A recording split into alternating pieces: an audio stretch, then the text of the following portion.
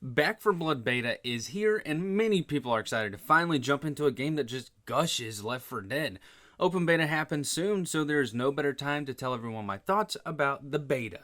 If you like this video, hit that red button to subscribe, like this shit, and if you have a video idea that you'd like to see me do, comment that below. But keep in mind, any videos pertaining to older systems such as PS2s, PS1s, original Xbox, stuff like that, I'm still in the process of ordering all the equipment, so those are on halt. But anything else, top 5s, top 10s, a game you want me to talk about, game you want me to review, comment below.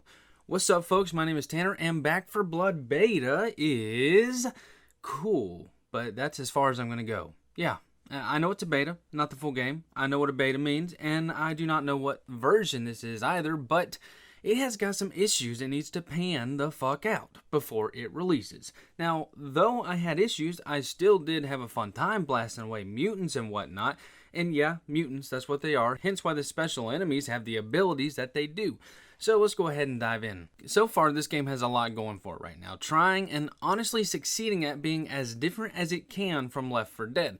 First, the gunplay feels a lot more comfortable, especially with us being able to aim down sights. Now, you don't have to. In fact, I'm still not used to ADS in a game like this, so hip fire is second nature.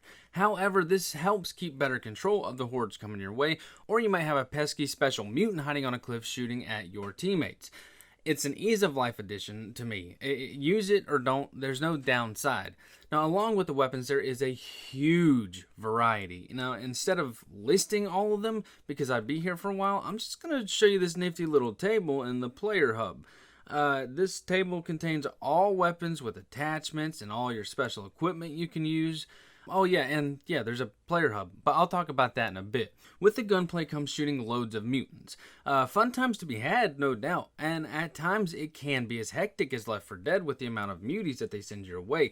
But for the most part, this game is a bit more calm with how many enemies they are sending at you, which in some aspects, yeah, I guess it could be good, but the biggest downfall about it for me is that the last mission in the chapter that we got to play in this beta is extremely underwhelming. The last mission sees you loading in 5 artillery shells into the cannon. It does not take that long, maybe a little bit longer than healing, and then afterwards you just get into the Humvee and escape. I thought that there would have been a cool driving sequence or shooting out of the vehicle, but we didn't get that. Or hell, even a boss fight, because, you know, we have those now, but they used the boss fight way too early on in the chapter, which to me wasn't a good idea. Or just add in more fights, because we have time to do so. I mean, the finale was 10 to 15 minutes at most. And unless you switch to the hardest difficulty, then boy, oh boy, you're going to be in there for a long-ass time. It's either too difficult or too easy, never an in-between. Now, as for the hub that I mentioned, this game has no main menu. You just start and you spawn in the player camp where you build decks. And I realize some people aren't going to like this, but decks are perk-based cards that you activate before starting a level in the campaign or multiplayer match. Now, PvP and campaign are two separate decks. Now, these things are like 15% more stamina, or melee replenishes some health, charge melee attack, it's things like that. I personally like that system a lot. However, I do realize that that's not for everybody, and they might honestly see that as a con. You also have a firing range here to test any weapon you desire. There's a boxing ring for the hell of it. It's also where you unlock your player calling card customizations, and disable and enable crossplay. Yes, this beta is crossplay with PlayStation, Xbox, and PC. So the actual game itself is also going to be crossplay. Now, another issue I'm sure people will have, and yes, it's nitpicky, and my group also agreed, but since this game is known for being the Left 4 Dead spiritual successor, I am going to be hypercritical. It's nowhere near as bloody or gory as I was hoping for. Sometimes you'll shoot off legs or arms and a head here and there, but it's just nowhere near as satisfying as what Left 4 Dead gave us. And another thing that people are going to hate is the gear score. And I know people are going to hate it because my brother complained about it. Yes, the weapons in this game have a gear score as well as the usual color coding to indicate the rarity of the weapon and attachments.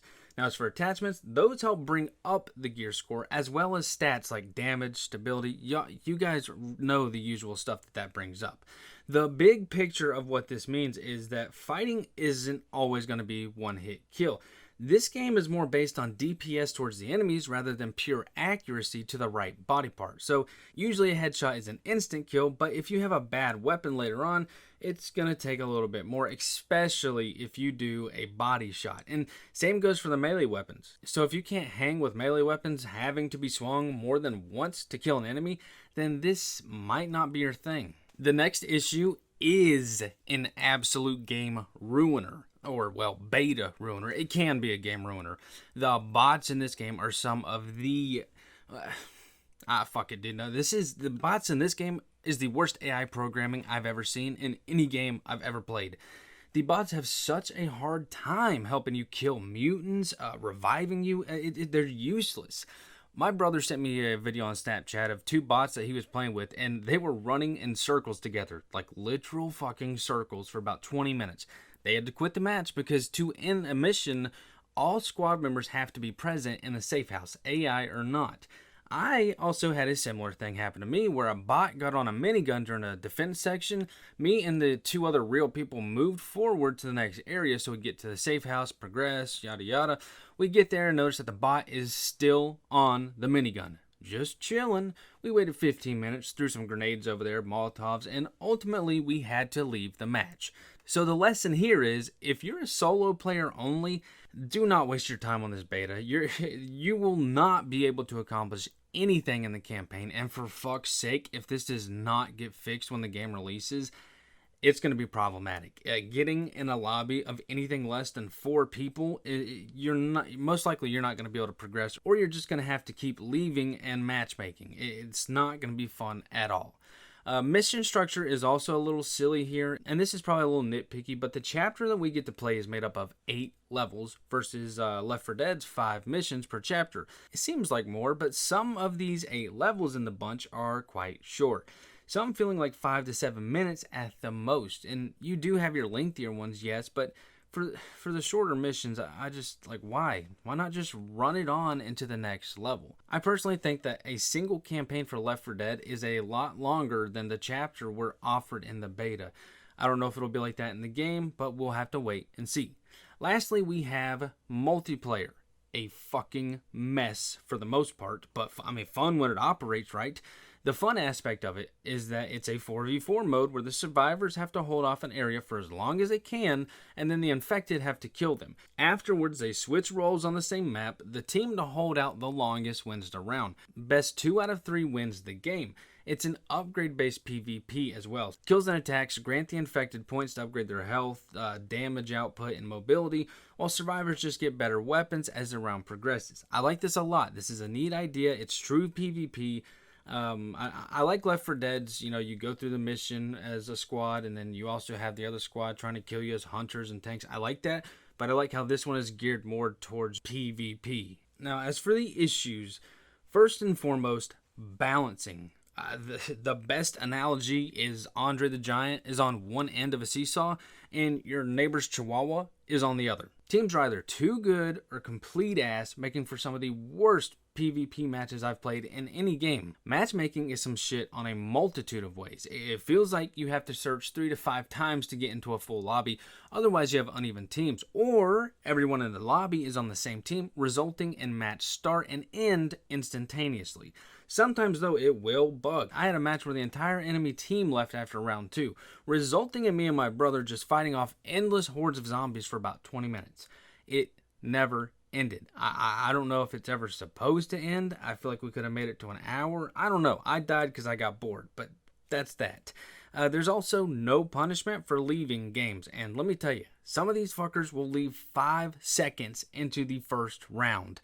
Somebody needs to send these douche hats to the salt mines. Yes, the beta was fun when it wanted to be, but this game has a lot of things that it needs to be fixed.